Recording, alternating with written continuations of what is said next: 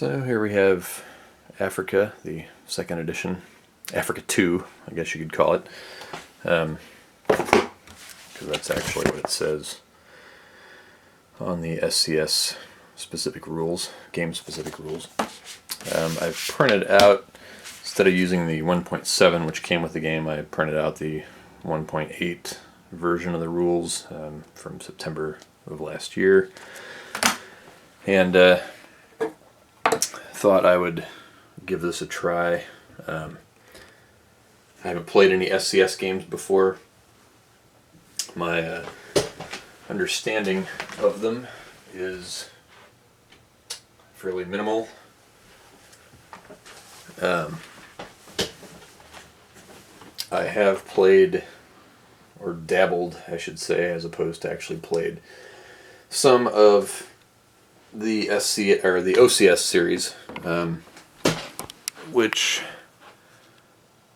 somewhere up here would include,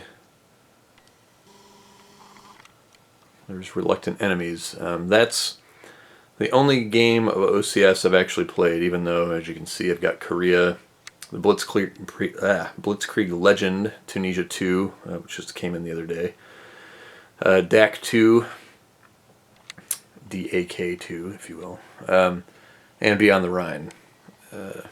Why do I have so many OCS games if I haven't actually played them before? Mainly because I have an interest in the operational World War II and a lot of faith in the Gamers games that they put out. As you can see, I've got most of the Civil War Brigade series there. The rest of it's down here in the bottom shelf. Works its way over, maybe hard to see in the fading light of late afternoon.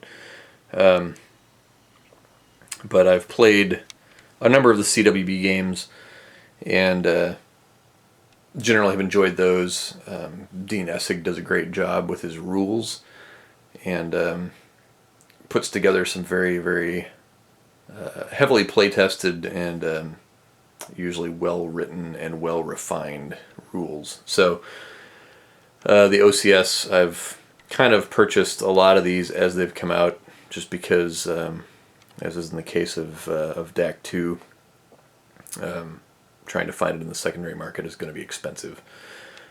Indeed, that was one of my most expensive game purchases, was finding an unpunched copy of DAK 2.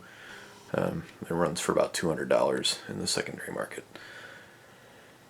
So things like Beyond the Rhine, sort of big monster treatments of OCS. Blitzkrieg Legend also fairly monstery, although it didn't get the big box, the 3-inch box like DAK or Beyond the Rhine.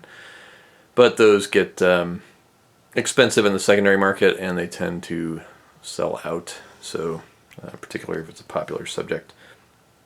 So I have not yet made my way to the OCS treatments of North Africa. I thought instead that I would just give a try to the SCS, which is a much more simplified version of OCS, and supply rules and things like that are not nearly as difficult and complex as what you would deal with in the OCS system. I believe the combat is also fairly simplified compared to OCS. It does have air power and artillery and things like that that are fairly abstracted. Artillery in this case has been sort of offloaded. They have counters, but they are, all they really do in combat is provide a shift, which conveniently the counter says. I've already done I've started Operation Compass here, so just fighting Italians with British. Also going a little bit old school here, and actually I don't know if old school is the right term, for playing without plexi. I'm just playing directly on the map. Usually I use plexi, but in this instance just felt like, you know what, I'm just going to put the map out. You just affix it to the table. You can't really see it here, but there's a removable tape there, which I found is very handy for holding your maps together. Even when you're using Plexi, if you've got multiple maps, get some removable tape. You can stick it on the map and it'll just peel right off. No damage, no worry, no hassle. So for multi-map games, even if you're using Plexi, to hold the maps together under the Plexi, especially if you have multiple tables, joined together to hold together a multiple map game, removable tape is very handy in that regard. Holds the maps together very well underneath the Plexi, so nothing will shift around if you're leaning on tables and so forth. So here I just stuck some removable tape on the map where applicable to hold it in place, and decided to play on the bare map. Of course, right where all this action is a nice little sort of pooching fold. I back folded it when I laid it out, and of course it laid out very flat, but I set the game up about a week ago, and in the week since, I set it up and then didn't start playing until today. So it sat there for a week, and in the week that it sat there, it sort of re-pooched even after I back folded it. So now I'm dealing with a little bit of poochiness there, right in the midst of all the action here in the first turn of Operation Compass. So I ended up moving up all of these British units here, and there's their supply dump, which is going to be 2 points of that are going to be supplying the 14 or so units that are scattered here within range. But I've moved them up to attack the Italians here east of the Mussolini line for Operation Compass. That's one of the victory conditions. Actually, for the short campaign, I think it is one of the victory conditions where you just have to eliminate all the Italians east of the Mussolini line there. I'm not entirely sure historically what the Mussolini line was. Obviously, some requirement that Mussolini had of no units shall retreat beyond this line, which of course is not how things happen at all. Pause to take a drink. I am, of course, enjoying a cocktail, a blinker cocktail, which is rye, grapefruit juice, and a little bit of raspberry syrup. As is the case, anytime you use raspberry syrup, it turns whatever you're drinking into a muddy, sludge-looking drink. So, not an attractive drink, but I can assure you it tastes delicious. So for the attack here, the movement's done for the Allies for this turn. Not a whole lot for them to do. It's just to decide where do I want to attack. I decided to focus in on this guy and then do a sort of secondary attack to keep this guy occupied. Main thing, this guy's less interesting to me in terms of taking these coastal positions because there's a lot of escarpments sort of blocking this area off from the British units.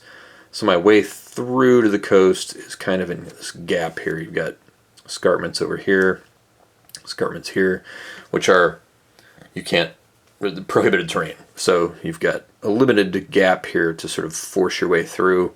The idea being, if I can force my way through to the coast here, then these Italian units here will be put out of supply by the Ezox. I don't believe Sidi El Barani is a port. It is not. So closest port that the Italians have is back here at Bardia, which currently this turn has a port capacity of 0, so they can't ship any supplies there.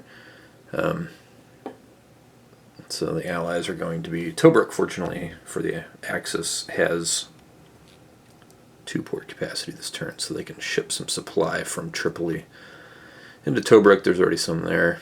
They can ship in more and build up more of a supply dump at Tobruk, and then just ship that supply along the coast road in trucks. Unfortunately for the Allies, Mursa Matra over here ended up with a port capacity of 0, meaning I couldn't bring any supply into that port this turn. I had to bring it all into Alexandria, which is way down there in the dark. Fortunately, these roads are like a quarter movement per hex, and trucks can move 5.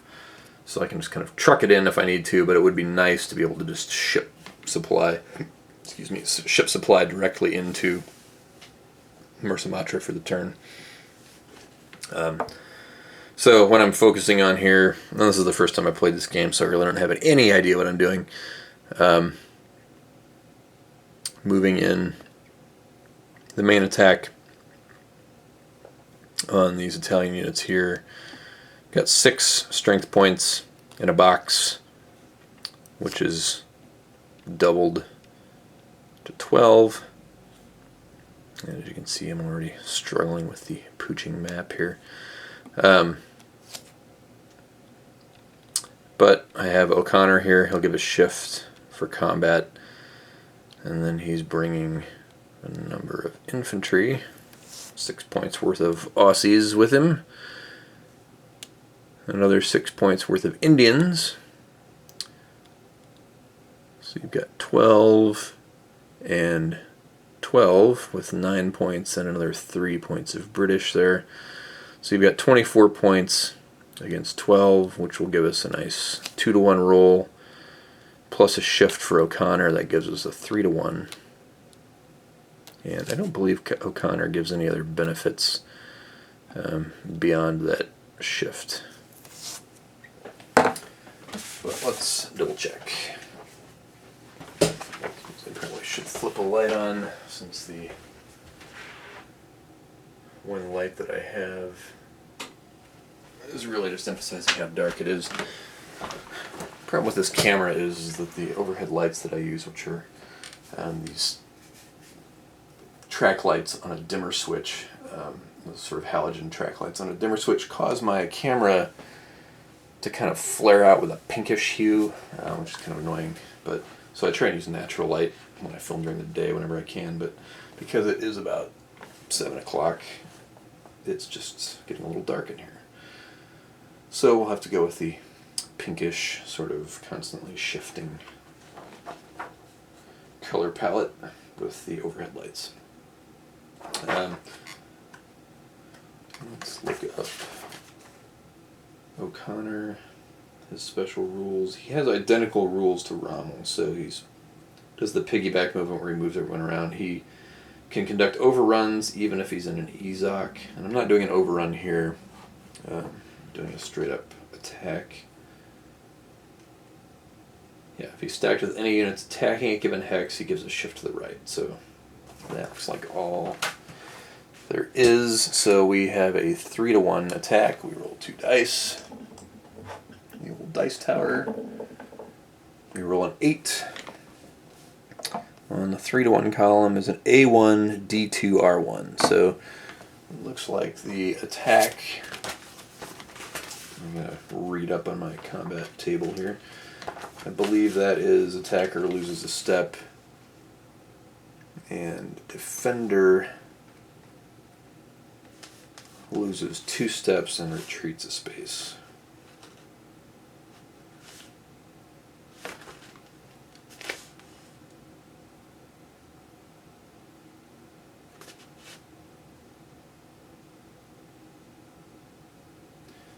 Looking in the rules for the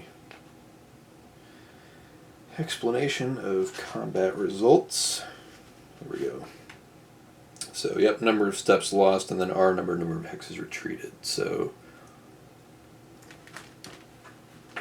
I believe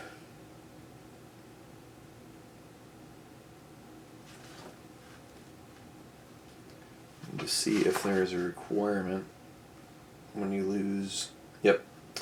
So when results call for step loss, the first step loss must be from the side's strongest unit, the strongest unit being that with the highest printed attack strength. So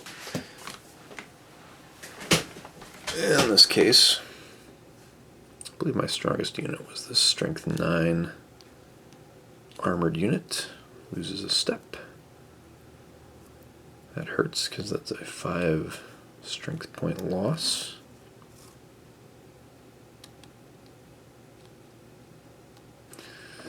Then the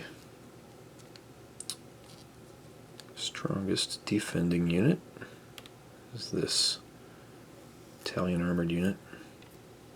Oh, As you can see, he doesn't have another side, so he goes into the dead pile.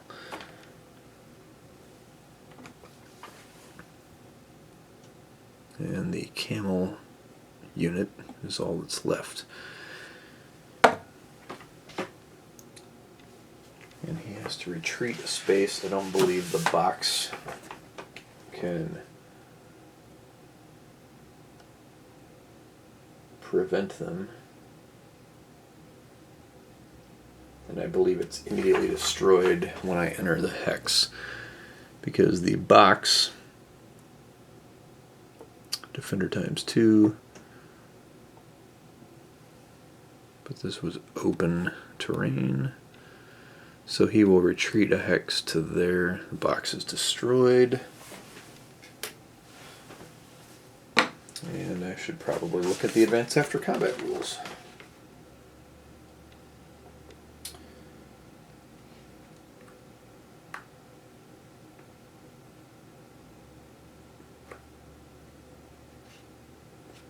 So attacking units can occupy. The attacking player chooses which units, if any, he wants to advance with. If the defender retreats further than one hex, only exploit-capable units can advance as many hexes as the defender's retreat results. Note that even if the defender expends step losses to cover part of his retreat result, the advance after combat is equal to the original result.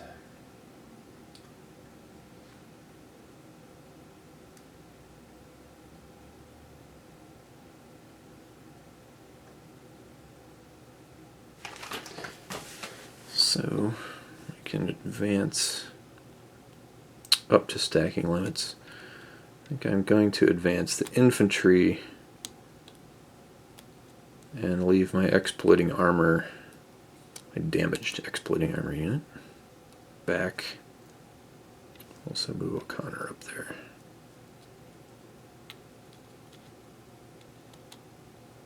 Yes, already you can see how annoying the map fold is being. And then we have another combat over here. So that artillery will provide a shift. It's like we've got 15 against 6.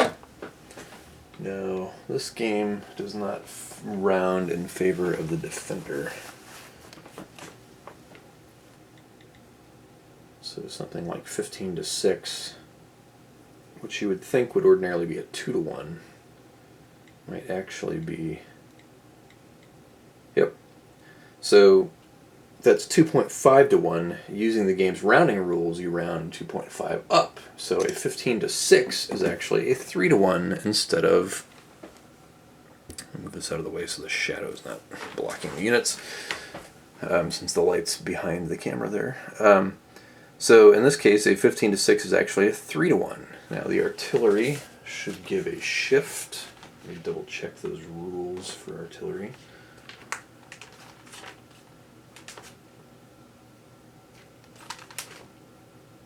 Somewhere. I'll verify because I don't want to give a shift if it's not warranted. But you know what? Even though there's only 7 pages of rules,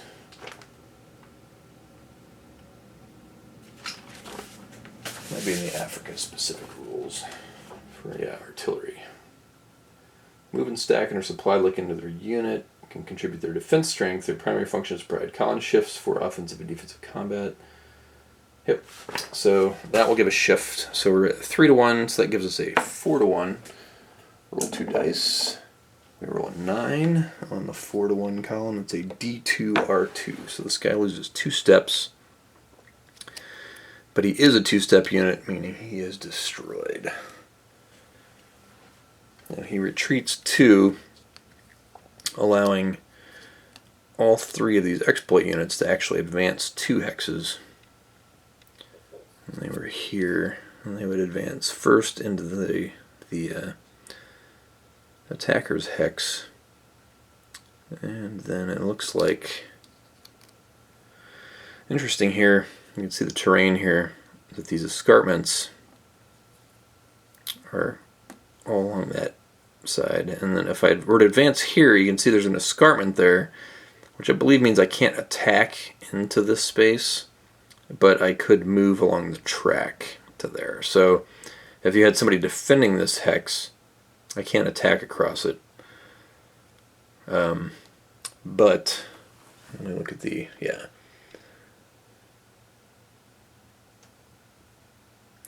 So maybe I could attack along the rotor track. So on the terrain effects chart, we have here this little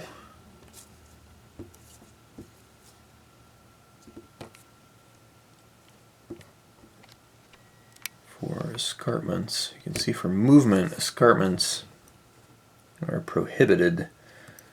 Attacks are prohibited with this footnote. The footnote says, I assume, attacks 1/3 if attacking up, attacks 1/2 if attacking down via a rotor track. So it looks like you can attack through an escarpment along a rotor track. If you're going down, you're halved. If you're going up, you're 1/3'd.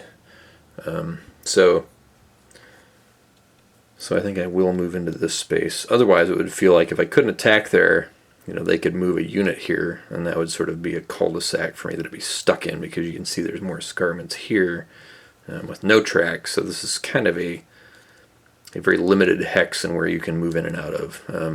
In fact, you can move in one side and out one side. Nonetheless, my exploit units are going to move up to there, because that'll put an Ezok on that space. And I'm not entirely sure if my artillery can advance. Let's look that up.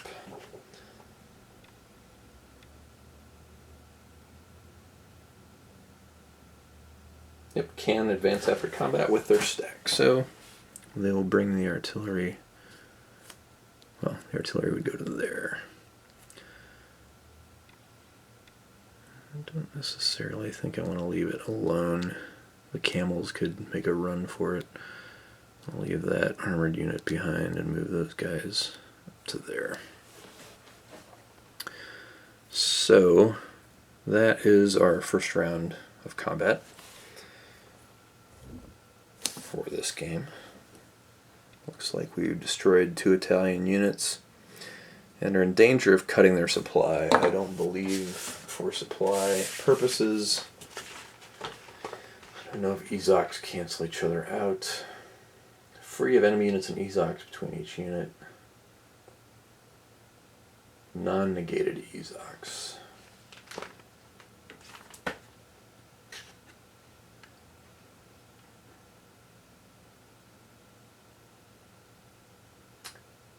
Ezoks block supply lines. Friendly Zoks have no effect on Ezoks, so there we go. So only units can negate this Ezok here. So as of right now, the supply is cut for all of those Italian units. We will see if that holds up. Alright, just to continue on with the first turn here, which is technically turn 4. That's when this scenario starts, which is December 1940. My British units that exploited their way up to here were, of course, quickly surrounded and attacked by multiple Italian units. However, those Italian units could only manage a 2-to-1 odds attack. I rolled a 6 on the 2-to-1 table, which was an A1D1, so no retreat. Everybody just loses a step, which ostensibly hurt the Brits more than it did the Italians, because I had to flip this 8-point unit here down to a 4-point unit, whereas the Italians only had to flip one of their 5, maybe it was this guy here, no. Their strongest unit was one of these infantry units. He was a 5.54. That's the Catunzo. It's abbreviated, I don't know, Catunzo Italian unit, but he had to flip, so he lost 3 points. So the Commonwealth loses 4 strength points to the Italians 3. But they didn't have to retreat, which means they weren't destroyed. So I got to get this hex clear, or this one. Actually, this one is going to be the easier hex to clear in order to keep these guys in supply, or else I'll have to move them out of there for this turn. I may see what I can do to eliminate the camel corps here and just leave these guys where they are, try and get them back into supply. We will see for the next turn.